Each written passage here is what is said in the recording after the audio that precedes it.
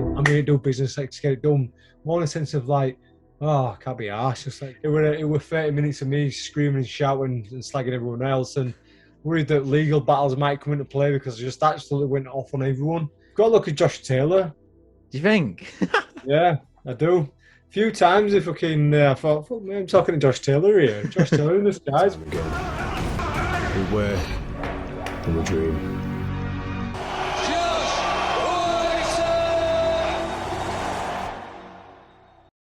Hi guys, welcome back to the CharlieW YouTube channel. Today I'm delighted to be joined by a very special guest, former IBF Featherweight Champion of the World, the Leeds Warrior, Josh Warrington. Josh, how are we keeping, pal? Very well, Charlie. Thanks for having me on. And just may I add, the former undefeated world champion. It pains me to say it. Undefeated. Because yeah. I never lost my belt in the ring. I lost Yeah. outside the ring. So I'm undefeated world champion.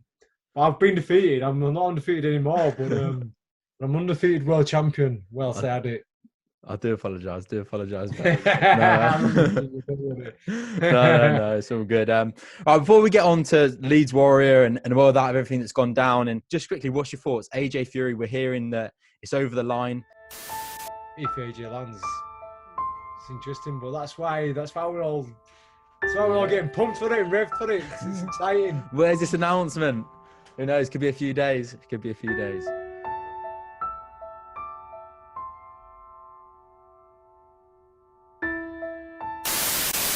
All right. That's enough on that. Let's get into sort of the career of yourself. I want to cast your mind back. Let's go right to, not the start, obviously, but I want to go back. Manchester Arena. Unbelievable night in Manchester Arena. Carl Frampton, what a fight that was. One of the best fights, I think the best fight I've ever seen. I can see a lovely photo up there behind you. What a spectacle that was. Anyway, so you finished that night. You've cleared up the domestic scene. You've taken out Lee Selby in some fashion as well. You've taken out Carl Frampton. How to this day the Lee Selby fight was unanimous decision, I have no idea. They were, clear as day, those two fights. You come out of that one. It's 2018, end of 2018, and all we're hearing is unification. Frank Warren in the ring, yourself, unification. It's now 2021, and no one's delivered you that unification fight. How does that sort of feel to even look back on now that 3 years on, you haven't been in the ring for unification? And it pains me to say it, obviously being a fan of yourself, but also just a boxing person, when you're world champion, Box Rec #1, Ring Magazine #1, obviously not Ring Magazine champion, but you've got all the marbles there, but no one's been able to do it for you. Yeah, frustration. And it's one of them where you say, oh, why me? And start feeling sorry for yourself. But, after the beating Carl, obviously I had to have my manager's challenge in Kid Galad and beat him as well. And then I thought it was going to come there. And obviously previous promoters couldn't deliver. So we ended up fighting Sofian's coach in a steady one.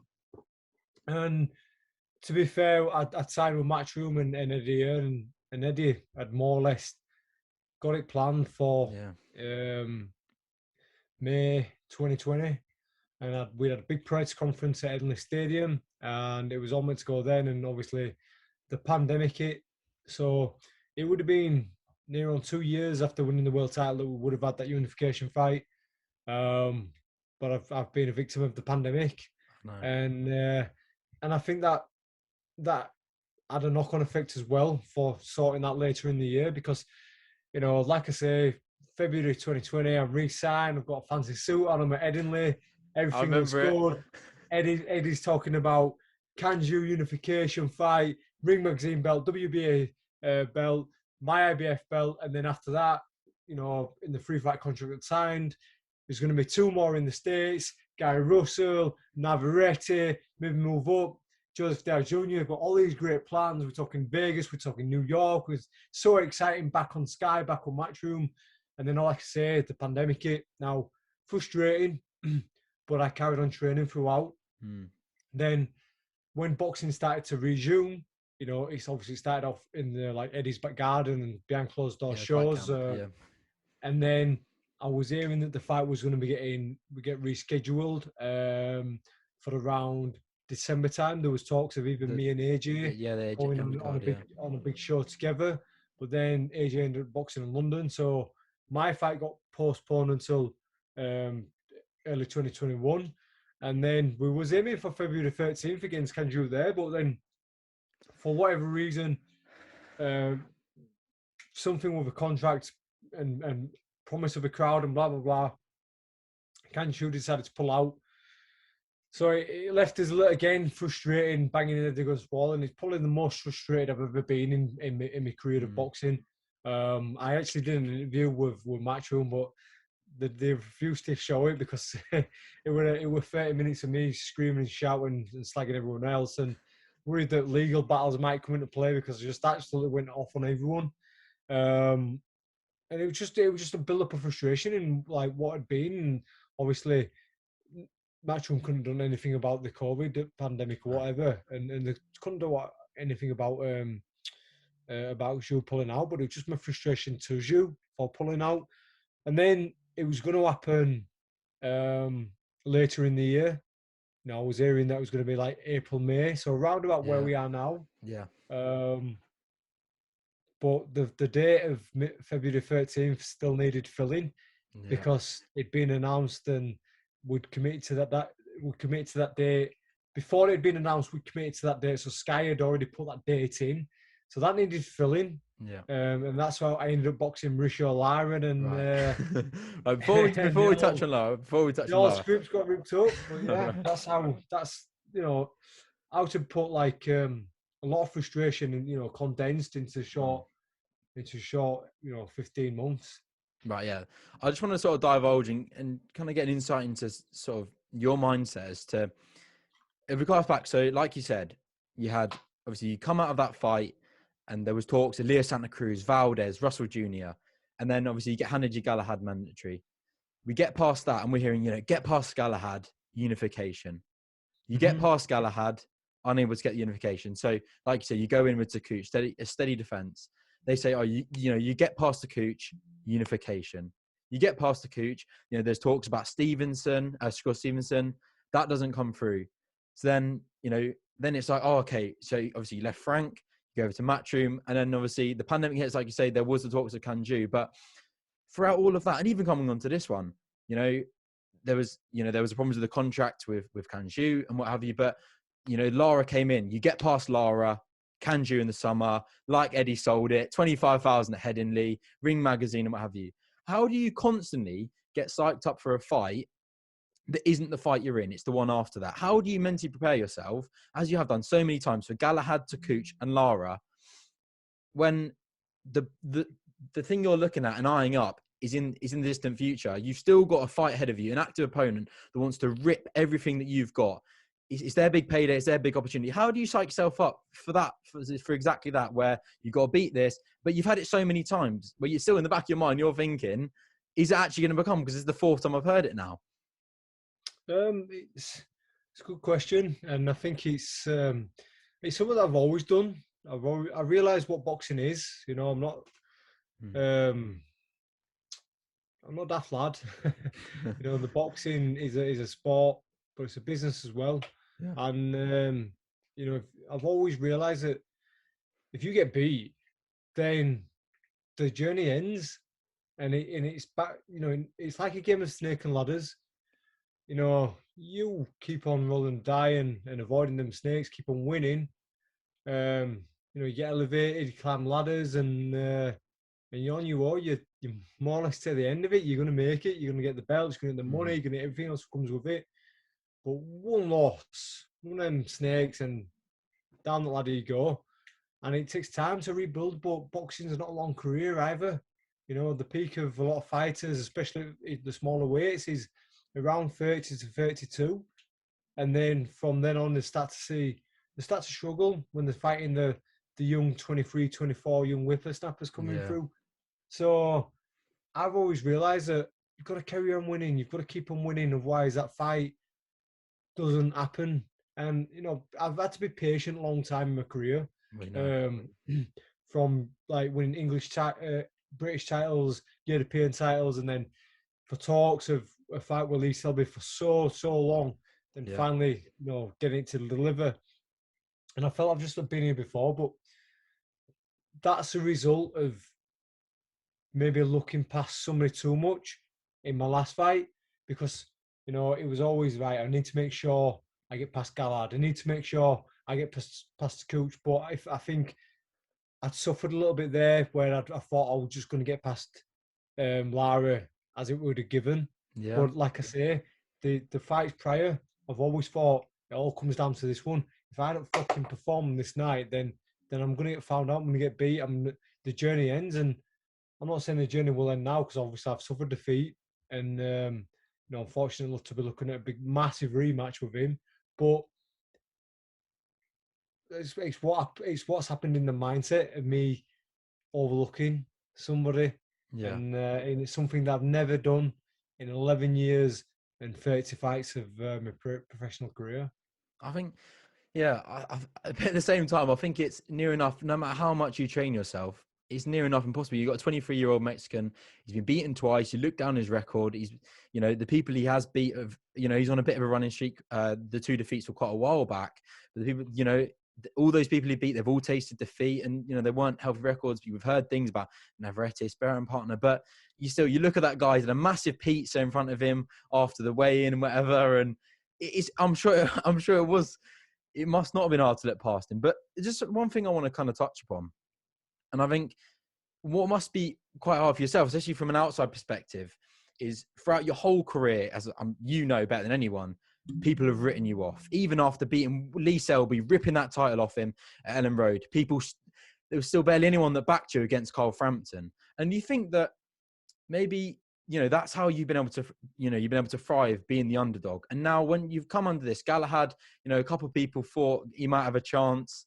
To Cooch, never really had a chance. Lara, these people where you are backed by everyone to beat. And do you think that's maybe because, you're used to being the underdog? This is kind of unknown territory. Maybe that's kind of maybe a reason where it's been more of a challenge. Maybe now the rematch against Lara, you may maybe be able to, perform back the way you was, where you kind of going, well, maybe people backing you lesser so than they did before with the Lara fights, maybe going underdog again. Do you think that's something that maybe subconsciously could be part of the mindset? Maybe. Like I say, it was different compared to any other fight. Now, there's a few factors what you can line up. Not going to start running off excuses because No. No, not about that. But a few factors what lined up. I've been out the ring a very long time. Had a few little niggles prior, but that's nothing new. Lara had been active, and I think more than anything, I had my eye on the other fight. I had my eye on the other fight with Can Xu. Like I said, that had more or less been matched for a few months later. So, whereas like to Coach, I was a massive favourite for that fight, and I blasted him out in 2 rounds. Yeah. But it's because I had only that fight planned, so all my attention and focus went on there. And like you say, I seen that same thing. I seen Lara sat there with a slice of, eating a few slices of pizza. That's the biggest pizza I've ever seen. And I'm thinking to myself, this guy's not on my level. He's nowhere near. It's just given. I just get this job done, get myself home, and then we concentrate on the Can Xu one after. And I think taking them percentages off, whilst that guy's fighting for his life there, he's got a massive opportunity to be the world's #1. I'm thinking it's just a given. I just got to turn up. By the time it gets to round 4, 5, 6, I'll really be showing me class, really showing me engine, and I'll take him out around that time. But ignorance, mate, and it's an hard lesson learned. It's a painful lesson learned, and I really took a good ride in that night, and probably for having that mindset, I deserved it. Will I ever do it again? Absolutely not, because like I say, this was somebody who nobody thought would beat me. People thought he wouldn't even lace my boots, and all of a sudden, the hotel bubble I was in, what was surrounding pictures of my face, round the ring, all the excitement, all the build up, it's just it's gone to waste because I got a bit too confident, and then that's it. I listened to a recent podcast with Carl Frampton talking, and it was similar to when he boxed myself. because he underestimated me and he Yeah. got a massive shock. And I think that's what's happened to me. And I never thought that would happen because I've always taken every single person serious. But this one, without even me realizing it, I just took my off the ball. Yeah. What thing is that, you've got your eyes on Can Xu for so long. It must have been over a year. Was it 16 months, the talks, this Can Xu fight? What's it actually like? Like I say, you tailor your training to be in a fight with someone very similar to yourself, sort of high punch volume. Whereas you go now, you change last 2 weeks to a Mexican who let's be honest, there wasn't too much know-how about him. He's a big puncher. That complete style is completely different. What was it like sort of in that bit, obviously, that long build-up of planning for Can Xu? How do you suddenly change? Obviously, the mindset was obviously difficult, but how do you change sort of in terms of your physical training to suddenly a complete change of style in an opponent? What was that kind of like to be involved in such late notice? To be honest with you, we didn't really change too much because, thought that obviously Can Xu has got an high punch volume and it's going to be a physical fight. So we kind of prepared for a bit of a physical fight. But then I'd say in the last couple of weeks, we thought, well, if I'm going to fight in maybe 8 weeks later, I don't want to be having too much of a physical fight and then going straight back into camp with a couple of niggles and injuries because, obviously camps over a long time, and you can, you do a lot of sparring and stuff like that. But once you go through a fight and you put the 8-ounce gloves on, you've no head guard, everything's exposed. It becomes different altogether. The injuries are a lot quicker to happen. Even little things like arms and shoulders going in, little things like them bumping your face, you get swelling from that. Whereas when you're sparring, you've got your head guard on, protection from stuff like that. Yeah. Like I said, the little 8-ounce gloves on, we're sparring like 16 gloves, so the double the weight and size, and they've got a lot more padding protection in there. But once them little ones go on, even a little jab, you're getting a swelling under your eye, getting a fat nose, your lips starting to swell up. So I think for the last few weeks we thought, you know what, this guy's going to come. Maybe we just use a bit of movement, a bit of class to, just avoid having too much of an hard fight. And I think I wouldn't mind getting a few rounds under my belt. So it would have been nice to make it halfway through. But I thought, the way that I fight, I might even overwhelm him. Yeah. And I think, again, it's something that we didn't stick to one certain game plan. And that's no blame to anyone because obviously it's myself who's got to execute it. But, normally I'd start fast and go on from there. But I ate him within the first 10 seconds or so. Yeah, I thought he was And then in my head, I thought I'll warm into it. Straight away, that's a wrong mindset to have. I hurt him and I thought I'll warm into it. And it's giving him chance to build on that. In previous fights when I've hurt people early, like I said, last one, when there was a crowd there to coach, had him out, Frampton, Selby, all the fights that I've left my mark in the first couple of rounds and letting people know what they're in for. But just giving him the opportunity to build up into it, build his confidence, let him warm into it. Wrong thing to do. And I think that was because the game plan was a bit like that. And like I say, we're having another fight. I thought I'll get a few rounds under my belt and don't want to be too physical or I don't need to be over straight away when really I should have just got the job done and gone home. Yeah. Yeah. It's tough. What was it like for yourself? I mean, everybody knows you. The crowd behind you, that Leeds following it is immense.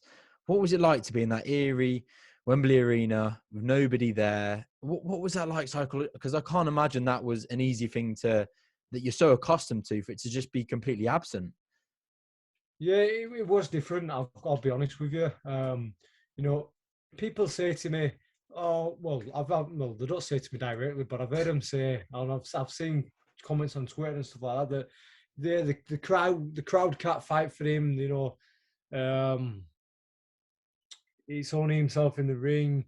Blah blah. Other people don't have no crowd, but this is my career, not anyone else's, not not another fighter's career. This is my career. Yeah. And the way that I've built my career is in front of fans.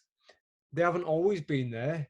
You know, it started to build when I won the English title many moons ago, and slowly it's got bigger and bigger and bigger, and then within space of 18 months, it went from like that to just up. It went so up here, you know. It jumped massively, and in the early days when I was having them shows at the arena, I used to get really nervous because I used to think, fucking hell, man, they've got all this crowd, all these people, and what if it goes wrong? What if I let them down? What if I'm not good enough? What if they're not entertained? And I used to think, fucking hell, it'd be nice, it'd be easy to just find without anybody else there. But then I grew accustomed to it. I got used to it. You know, people weren't going nowhere. I was still winning. The crowds were coming back. The fights were getting more and more exciting. So I had to adapt myself. I had to adapt my mind, and I had to learn how to deal with it. In the case where I used to arrive at the arena nervous, and I'd be nervous for like the 3 hours before I went to the ring, and then I started shortening my time of being in the ring. I didn't need to be there for that long, just sat there and be nervous. Then I started to control it. Yeah. And eventually, it was at a stage where I'd walk to the ring and I'd be cool as cucumber. And then I'd I'd come through the doors into the main auditorium and I'd see people's faces. And that's when I'd switch on. That's when, you know, it's time to go to work kind of thing. You know, I can pump the adrenaline start flowing through my blood, and I'd be really focusing. And this time I'm probably expecting the same. And obviously I knew there wasn't going to be a crowd there, but I thought them butterflies, a bit of nerves, a bit of adrenaline would start pumping as soon as I got up on top of the ramp. And I got up there and it was just flat. Yeah. It was just flat, you know, and like I say, when I'm used to seeing faces and things like that, I'm not really prepared myself for that, if I'm honest with you.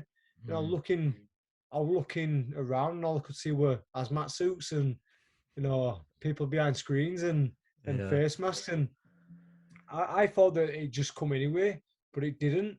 It didn't pump me up. And I got in the ring and I'm bouncing off of the ropes. I'm looking over at Mauricio Lara and I'm feeling a bit flat.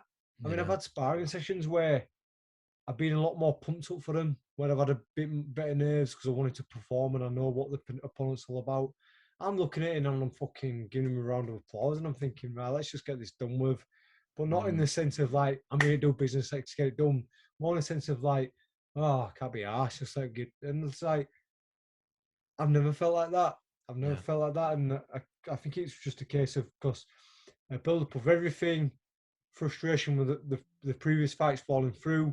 The politics, this one had come at short notice. I knew that I had another camp starting the following Monday, you know, 8 weeks to go. So all these factors add in. But, you know, like I say, it's fucking like, that's might be a bit of an excuse, but credit to Lara, he took advantage of that. Yeah. Another thing that I don't really think we talked about, and this may have no impact whatsoever, but I'm just intrigued to see your thoughts on it. Obviously, your close stable mate, Reece Mould, had a tough fight with Lee Wood. Obviously, a great opportunity for the British title. Him coming back into the dressing room, obviously absolutely heartbroken to not come out of that one victorious. Did that have sort of any impact? I know you were in the dressing room watching the fight, him obviously come back just before your fight. What was the sort of dynamic of that? Did that maybe have any impact? You know, unconsciously? Like consciously, I don't think so. But then I think it had an effect on other members of my team. Yeah.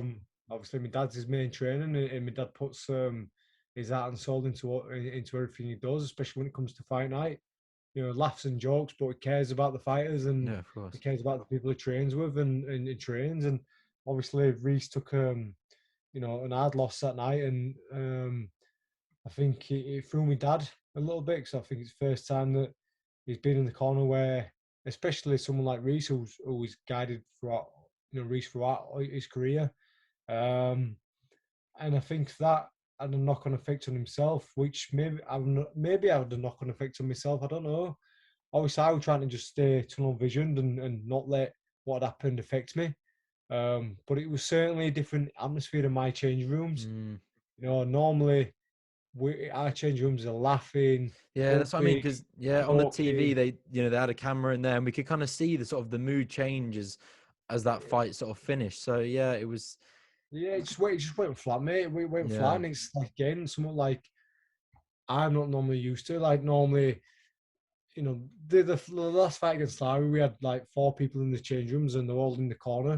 Mm. Normally, I have a few more in there. I have some of my good pals in there. Someone who you're related to was in the Yeah, last yeah. one against the coach, and it's all laughing and joking, and I like it like that. And then it starts to get a bit serious with around 10 minutes to go. Whereas this time round, it was serious for around 40 minutes ago because Reece come into my change rooms, and obviously that atmosphere had spilled out, that vibe had spilled out onto everyone else. So maybe it did, but without me realizing it. Yeah. No. It wasn't meant to be. And Lara, sometimes you got to take your hat off to him. He came and he he got the win, and like I say, props to him. And it's going to make for one hell of a rematch. What was it like though, waking up that Sunday morning? Obviously, 30 fights in your career. You woke, and I'm sure the adrenaline's pumping that night, and you don't get any sleep. You wake up that next sort of day, and for the first time in your career, sadly, you lost that undefeated record. What was that like? I'm sure it must have taken a long time to sink in. It didn't really sink in for a while, to be Mm, fair, and it's only now, and I'm talking like now. I mean, like the last few weeks where it fucking hurts me to my stomach. yeah, Like it really, really hurts, and I think that's because how hurt I was after the fight. Um, I was rushed to hospital after, and I came back to Leeds, and for a few days after, I was probably concussed still. yeah, You know, it's no fun to be stood on the receiving end of big heavy punches, and I've dished out a fair few beatings over my career to folk, but it's the first time I've really taken one myself, and yeah, I come away with quite a few injuries, and then a week or so later, I had an operation, which added on to my recovery time, and some injuries what went on like into 7 8 weeks, still suffering from them. Only just now I'm coming over them and recovering, fully recovered from them. So I'd never really had the time to sit and dwell because I was fucking in so much pain. yeah, And then it wasn't like I say until I've started getting back into the gym, started to do a little bit of training, started to do a bit of running and that you start thinking about what's happened, and then like I say, it just hurts, mate. It absolutely hurts, especially when you start watching the shows, what's going on now, and thinking, oh well, I'd have been out again now.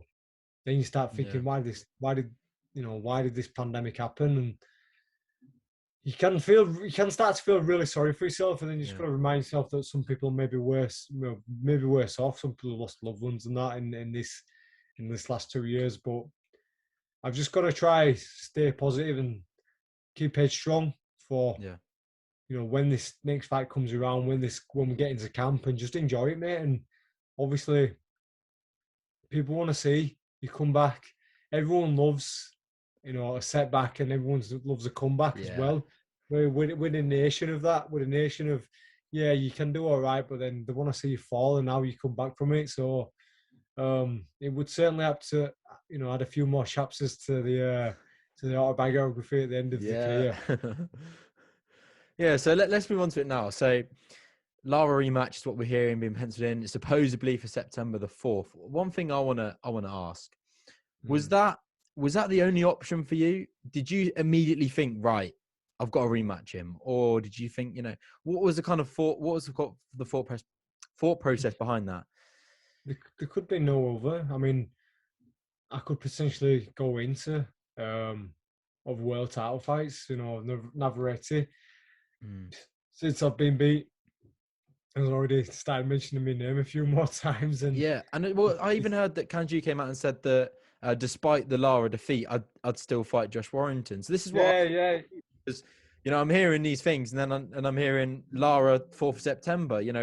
What was Oh no, go on. You go first. What was your mindset, and what Well, did you want to go for me, I need to rewrite the wrong. Yeah. You know, he's the one who's given me my first L, and hopefully Yeah. my own L of my career. And I need to make sure, I need to show people that, you know, Josh Warrington's not finished, and that we just fucking caught a bad night. And Yeah. you know, like I just couldn't go forward after that with like him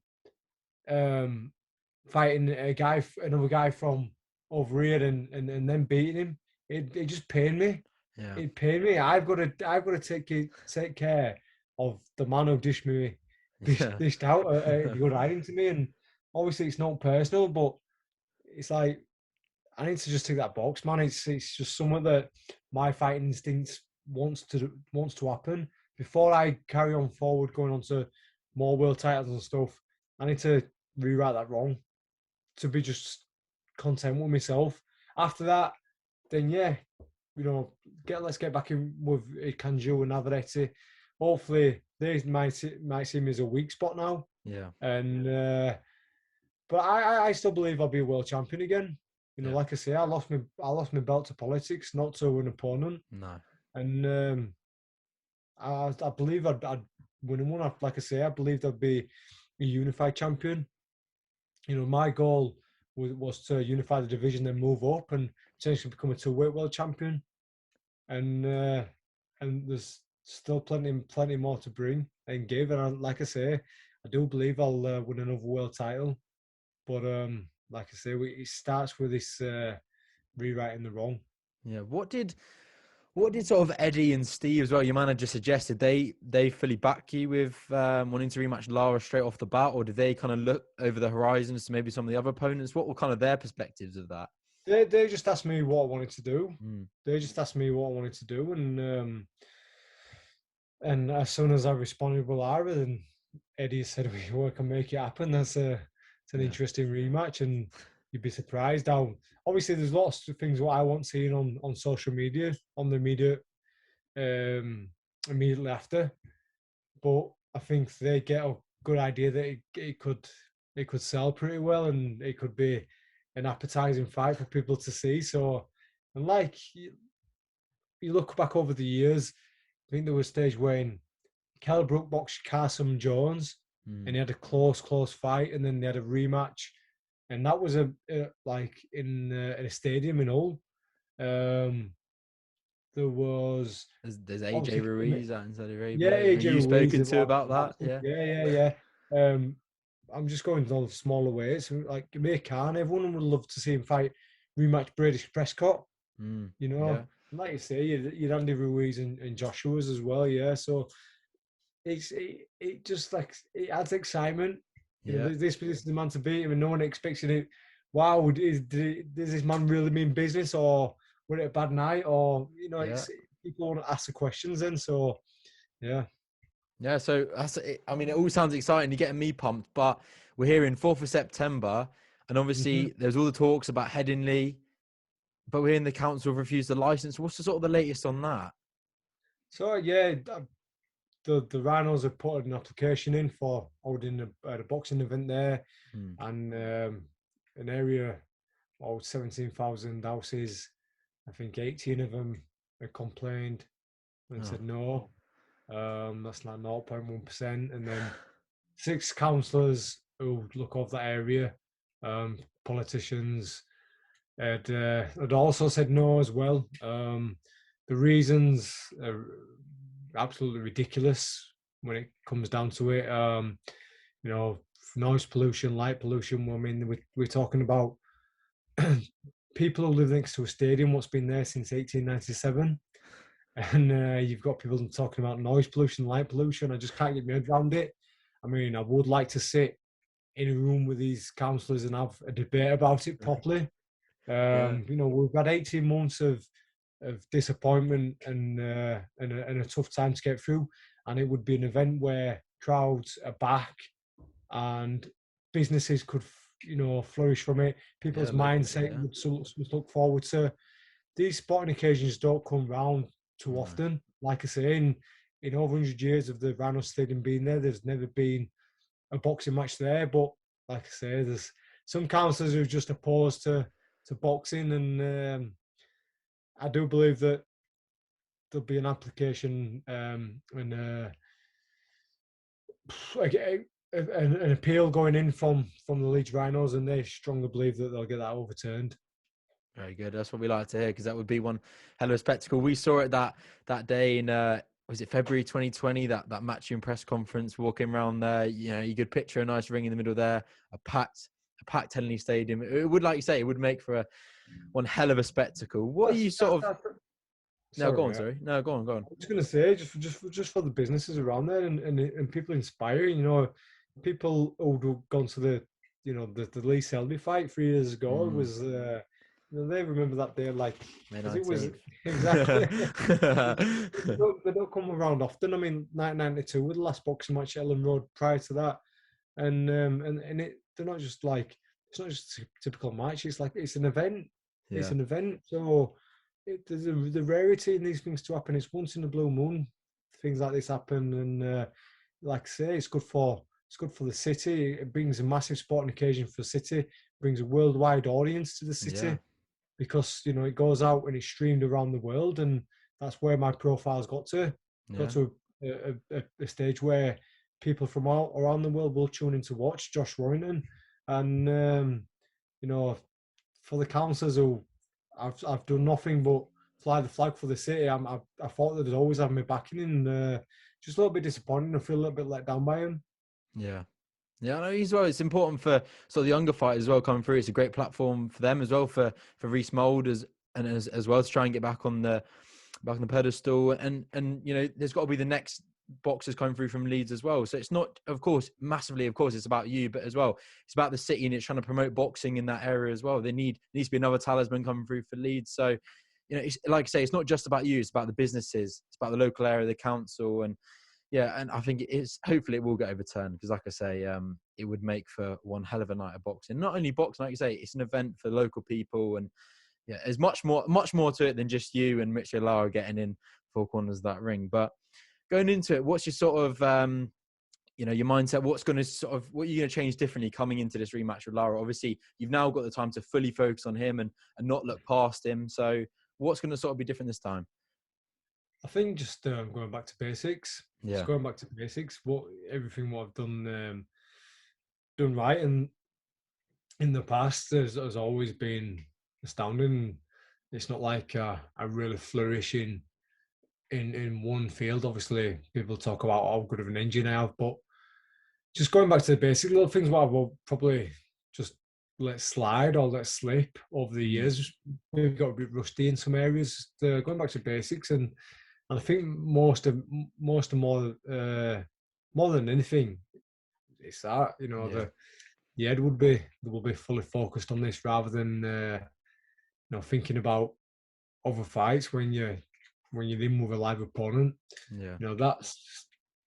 That's a massive thing. Is the mindset, and I think the mindset is what's always driven me, and I think the mindset is what's got me to where I am. Never mind natural ability. It's always been because of up there and not allowing myself to be beat. And I think having that fully 100% on the job in hand, rather than 80% and 20% somewhere else. Yeah, no, 100%. I mean, I don't want to just juxtapose what you said there about focusing fully on the job at hand. But like I say, if you do get past that Lara fight, I know you won't shoot me for saying this, but you got Navarrete, maybe Russel Jnr. If he does fancy having a big fight, got Santa Cruz, that one's got to be sorted as well.